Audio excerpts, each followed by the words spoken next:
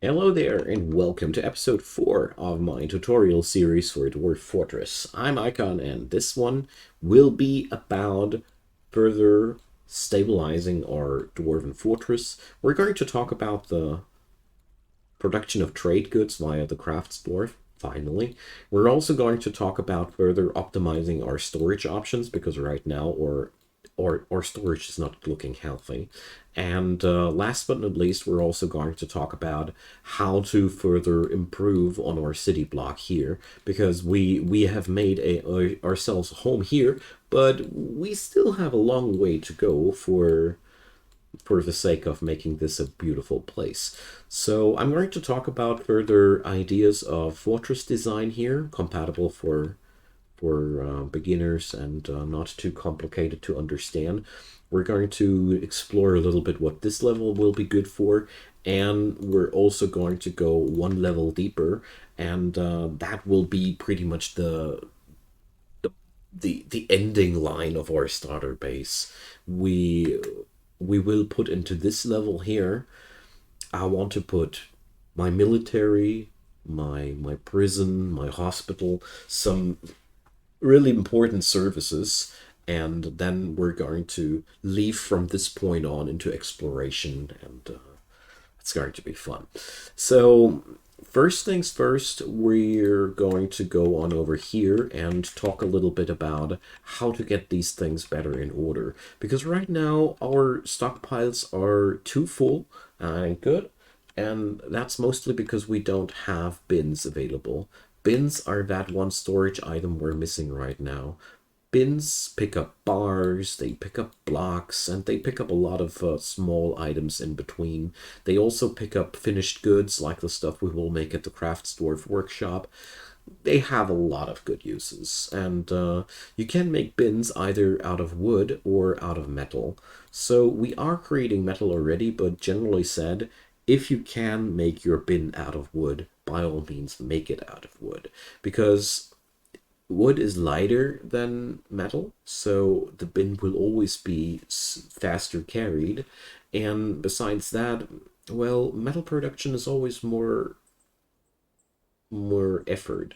If it doesn't matter to you, sure, but I can only say so much. You will have a lot of bins in your fortress in the long run, so it goes even that far that it's pretty valuable to conserve your wood mostly for bins, because many things, it's basically bins and beds that are ideally made out of wood, among some other things, of course, but they are the most pressing things that come across my mind. Beds can't be made out of anything else than wood in the first place, and bins are the most effective there, and they cannot be that easily substituted. The only substitute, like I said, would be forging them at the metalsmith. By the way, the metalsmith, we're going to set this workshop up here too. Costs you an iron anvil, and there we go. And the other workshop that I'm going to set on up here, and while we're at it, is the mechanic. We're not going to use him, maybe not today, but very soon, because the mechanic requires stone and metal, and therefore we're all set now. So, bin production. I want to introduce a other method of work orders for this episode, because so far we were always attaching work orders to a certain workshop. I haven't said it specifically because I didn't want to overwhelm the audience with the amount of information in the beginning, but basically what I'm trying to say is, if we would build up another carpenter's workshop over here, it would not have the same work orders as this one, and I don't like that at this point, so let's change that. When you get on over down here into the work orders menu, here we see all the work orders we got and where they are attached to. To create a work order that can be attached to any workshop, which basically will look for a free workshop and then get fulfilled, you just click that icon here, and then we select what kind of workshop we want to have. So in this case, we want to do a job at the carpenter's workshop. We select the item, wooden bin, and here you see now it can use any shop. So as you see there, you can also specify how many workshops can be occupied by this job tops. This can be really important when you want to set up bigger industries, and you can also specify a specific number. So all in all, you can go really, really deep with that, but can use any shop is for starters exactly what we're looking for. So next thing, we click on that icon here. We want a condition that checks for empty bins, and we're going to let that fire whenever we have less than 2 empty bins. Right on. So let's get out there. Make sure that this only gets done one time. And now we have one work order that's attached to every carpenter's workshop out there. It really depends on the situation. Sometimes it's great to have a work order that's only made at one specific workshop, but most of the time your work orders are best served at all workshops that can possibly do them. So that's that. Another thing that I want to set on up now is, since our industry doesn't have too much wood available, in this biome we really don't have too many trees, as you see there. There are a couple of them more, but we better use them good. So I want to introduce a replacement for, or the substitute containers here a little bit. I've been already talking about bins. You can substitute barrels as well with stone, and that's what we're going to do. So at this, these are not made at the stoneworkers workshop. They come from the CRAFTS Dwarf's workshop. So we get again over to the work orders, and then to the Crafts Dwarf's workshop, and here we're looking for pots, rock pots. So a pot is a very similar thing, but the biggest downside of them is that they are heavier. I mean, there's a lot of other things to take into account, but to simplify it at this point, a rock pot does the same thing as a barrel, but it's heavier. That means your people will carry the barrel faster than the rock pot. But on the plus side, you will never waste any wood with these buddies. So we're going to set that up like that. And I'm going to delete the barrel job here completely out of the list. So Xing that out, because I don't want to strain my wood at this point with even more. It's heavy enough that we are crafting bins now, so we have to craft bins and beds out of our wood already. So the stone can jump into the rescue, so to say. To make the traffic a little bit easier for my crafts dwarf, I'm going to punch a hole in here so he can have easier access to the stone. Without that little tunnel, he would be much, much longer around. Always try to do these little optimizations when you see them. They're really worth a ton. Righto. Okay, so that's that. One thing that catches my eye is that we have much more drink than food. It's hard to tell right now. This could be very much the case because we don't have enough storage containers, like too many products, not enough barrels.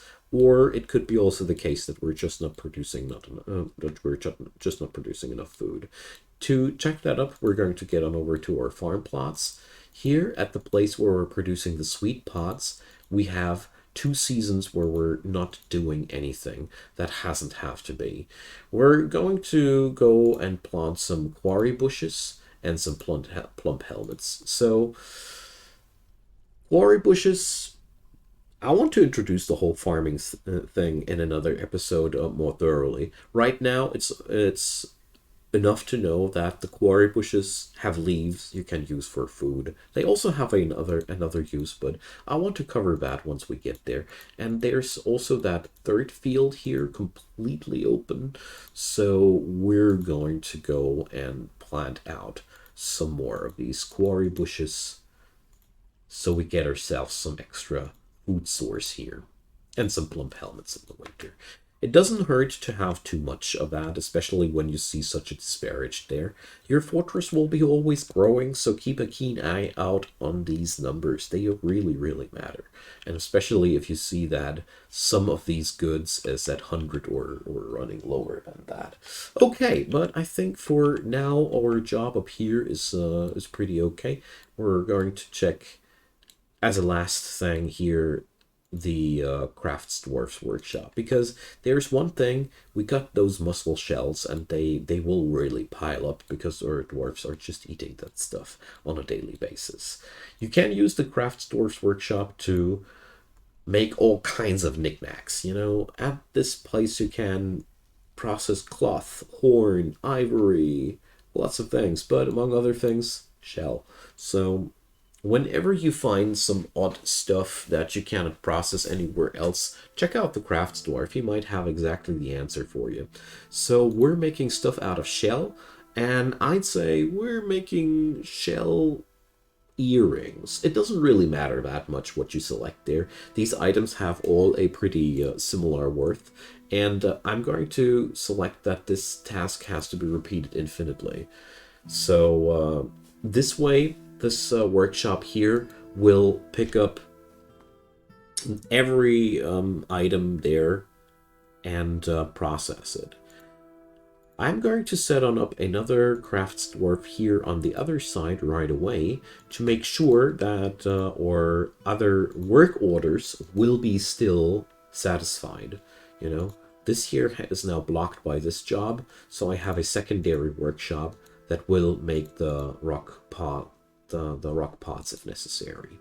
So to store these items, we're going to draw a stockpile zone over here right next to the dwarf. And we're going to accept, and this is going to be a zone for finished goods, and we're going to accept all finished goods. It's way easier than selecting the one good you're producing. Technically, we could now, you could go for qualities. There's a lot of configurations, but if you're not sure, just go for finished goods, and there's everything you could produce at this thing here. And then we do the usual. The stockpile will take items from this workshop. This way, our worker will always try to dump the finished item over here. Let's make a little tunnel here too. This might be coming in handy too.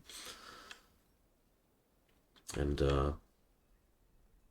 right now, but you see the rock pot job is overriding the shell earrings right away, even though I said that this has to be done indefinitely. So the AI is beating my fears. Okay, so let's get on down here. We have a lot of work to do down here too.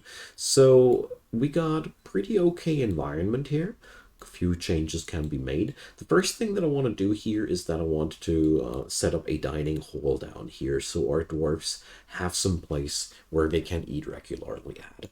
All these things are important so far as your dwarfs will be unhappy when there aren't not enough services for them. This just stockpiles up in the long run. So we're setting up a little bit of the furniture here, and we're going to check out the meeting area and its evolutions today a little bit more. But first, let's check out what we can create to make our dwarfs happier. So when you check out the citizen information menu here, you can see the happiness of your dudes. We're going to sort and check out what the unhappiest of our dwarfs is being pissed about, because that's also most of the time a good way of finding weak spots in your economy. So I bet that exactly she's not happy about the lack of mugs or cups or whatever. So this is being made at the Crafts Dwarfs workshop as well. So we're setting up a work order for that. We're going on over there, and we select mug, rock mugs, and this is one of the first basic things that you can set up in your fortress. Basically, check out that there's always a handful of empty mugs available, and then you make them until you have enough. Your dwarfs will automatically pick up the mugs when they're done. They equip them. You don't have to do anything about that except for setting up that work order, and it's a damn important work order in the first place because it really matters. You don't want your dwarfs to hang their faces into the barrels to drink out of that, or at least your dwarfs don't want to do that. So with this little work order, you get this out of your way. Okay, so as you see there, the bins are being made, and this area here is looking more tidy than before. That's a good plan. That's a good start. And it continues now that the blocks are being dumped into bins, and your dwarfs automatically designate these bins to certain goods. As you see here, this is now a bar and block bin, and all these items are being dumped in there. At some point later, I'm sure this bin will be dumped on over there as well. So all in all, our economy makes its way towards towards a more organized lookout. Okay, so when we go down here, we have this meeting area. We can click this meeting area and click that plus sign here, and then we can designate that into something more specific. You can create a tavern, a temple, a library, a guild hall, and a hospital out of any meeting area. So the easiest and cheapest thing to build up is a temple. A temple requires at least 25 grids inside of it. So let's see, 2, 3, 4, 5, 2, 3, 4, 5, 6, 7. So 5 times 7, that's 35 grids. We're good-o. That is because the temple needs a certain area to have worshipping space, so to say. We click that, and now the game asks us to which deity we want to designate that temple. This list will change over the course of your session because it basically allows you to build a temple for every deity that might be important for your fortress. But sometimes when new people come, new beliefs come into your town as well, and therefore you get the idea. So for starters, I always would recommend you to check on out which one of these gods has the most worshippers. Here in this regard, it's Comneth Level Yearns. What a charming fella! Death, disease, and consolation. So we're going to select that, and now we have made this area a temple. So we can click on here, and now you see that first off, this thing is marked as a shrine. Here the game tells us this is the wealth. So this shrine has a wealth of roughly 40 bucks, and it would upgrade as soon as it has a worth of 2,000. And here it tells us if we have any chests in the common area, and here we get information about the amount of stored instruments. Temples don't need more than a chest filled with instruments, and that's that. According to the Wikipedia, performers are not really needed because the dwarfs perform automatically at the temple. I don't know what the case is with the Steam version. I have to pinpoint that. I'm really happy if somebody could drop a comment about that. But in a nutshell, the wonderful thing about the temple, it's ready to serve like that. The believers of these gods will now already go on over here and pray there. The difference to the old meeting hall and this one is it's basically just an upgrade. They will still gravitate towards this area like they did before and use it to socialize there, but they're now additionally going to go for their religious worships there. And if you check on out the needs of your dwarves, not the children, their needs are a little bit not so let's see here. Unmet need, pray to Comneth Level Yearns. So you can check this little window here to see what your dwarves will need to be happier. And all in all, your dwarves will always have an urge to pray to their deities. The longer they don't get to fulfill that urge, the more uneasy they'll grow. So in the long run, it's really, really important to have those temples. But when you start on out, it's a great and cheap way to make unhappy dwarfs happier. If you have a certain number of people hanging around in the negative area, I love to check out what gods they are worshipping and just set up a temple for them. And in many, many cases, that already bumped up the happiness quite substantially. So we're going to set up another set of living areas here. So all in all, this block, by the way, is going to be the block for the worker dwarfs. We're going to make a more luxurious variant of the city block in the realms below, where we're going to allocate a bit more space, and I'm going to show you the little tricks of how to make a room as appealing as possible for your dwarven citizens, but it ain't that much of a mystery behind that. But generally said, I personally like to think about who's going to get these rooms and who's going to use them, because you don't need top-notch standards for every worker dwarf.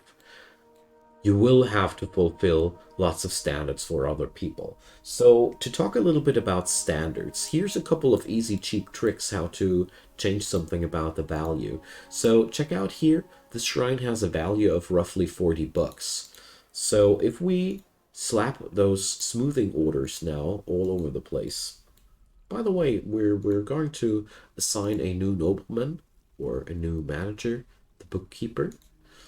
So we have actually somebody who's a proficient record keeper. Wonderful. This job here comes with a need for a study, but here I have a room open up and ready. So we're going to set in a chair, and we're going to set in a bookcase just to amp up the power of this room a little bit. And then we go. That's the office of our new bookkeeper. There we go.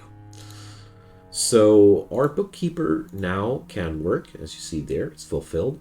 And at this job you can first. Let's talk about what the bookkeeper actually does. The bookkeeper goes through your base and counts the number of items. So you will lose this roughly estimated thing, and you can tell your bookkeeper how exact he should be. So on the highest precision you get exact numbers, and on the lowest precision you see there on the top line there you get some it still rounds towards the next best thing. So I'm personally a big fan of rating number 3 for beginners, because rarely do you ever go beyond 1000 in any number here. So medium precision is all you need. But it's a quite nice way to get a little bit of more exact numbers into your fortress. So our dudes are smoothing out the temple now. Now let's wait until that's done. And now the temple's worth 100. So that's the thing with this smoothing and engraving. So we're going to take this one level further and engrave every single frickin' bit of that thing. And this is a cost-free way of increasing the value. You can do this also with your apartments. This increases the appeal of these apartments as well. Overall, judging from my own experiences so far, your dwarves measure the attractiveness of their apartments mainly by two things. First off, how valuable is the room, and then is there anything in the room fitting my own taste? Because your dwarves, they like certain things and they dislike certain things, you know? You can check on out at the personality, so preferences. So this dude likes olivine, iron, star ruby, and so on and so forth. And if you put as many as these things together in the room of this one dwarf, you make him or her happier.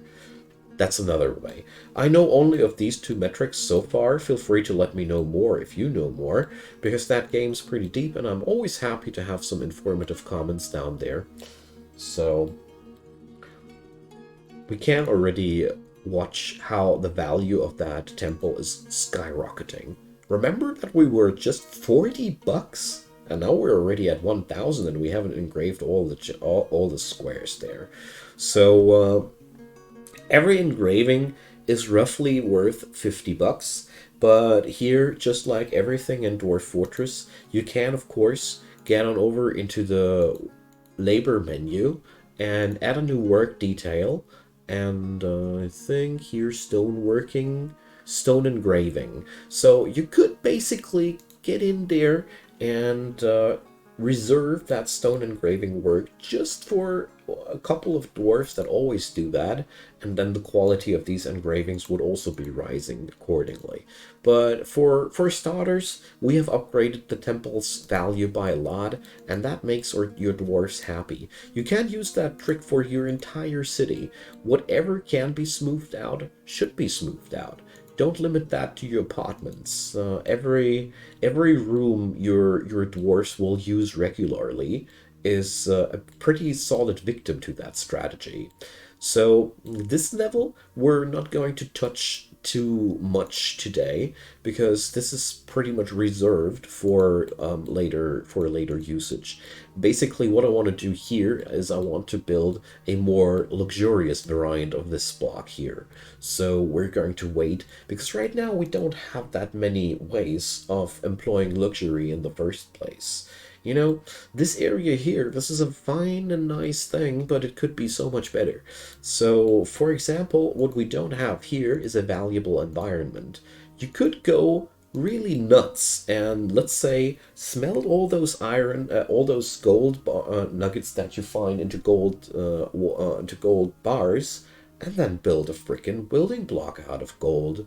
You know, your dwarves will love it, and when it's built, just carve some faces into it as well, because that's making it even more valuable.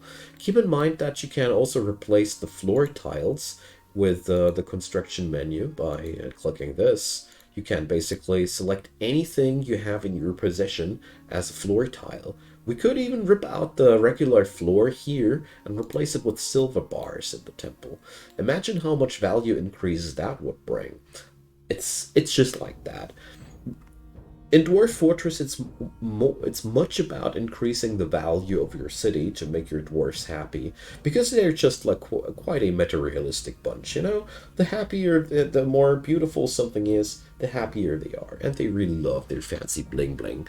But according to all I know, the game also keeps track of your wealth. You know, the more wealth you got, the more interested the evil guys out there will be in your fortress. And that's one thing that we're going to take care of in the next episode. I already carved out the corridor here, and we got all the necessary preparations down to set on up a military strike force, because you know we need people that protect our premises. You know, we cannot be like, you know, waiting for the enemy to invade our base. So next episode I'm going to show you how to prep up your barracks. Right now we are a little bit early because population wise we are a tad bit low. Overall, military people have to work permanently, but more about that when we get there. For today, I'd say we've made a quite nice piece of progress. We have more happy dwarfs than we had before. The food situation here is a little bit strained still. What's always a nice way of relieving that is to go on up here and look for stuff that's definitely here. Spinach, for example, is a good one. Items that can be red beans, items that can be clearly cooked. If you're not sure about that or what items you should forage to make food out of, the Wikipedia is your best friend. It's sadly not really clearly visible so far what kind of plants are kitchen only, but well, you get the idea. Also, you can just designate certain goods for the food production. Right now, I'm basically here patching up my deficiencies in the farming, but I hope that as soon as the first harvests come in of the new cave bushes that we have planted out, we're going to be happy with that. So maybe I'm going to explain in the next episode also the rest of the plants from the farming plots, so we can get ourselves a little bit more happiness there as well. All right, thanks for watching, everybody. That's going to be the end of this one.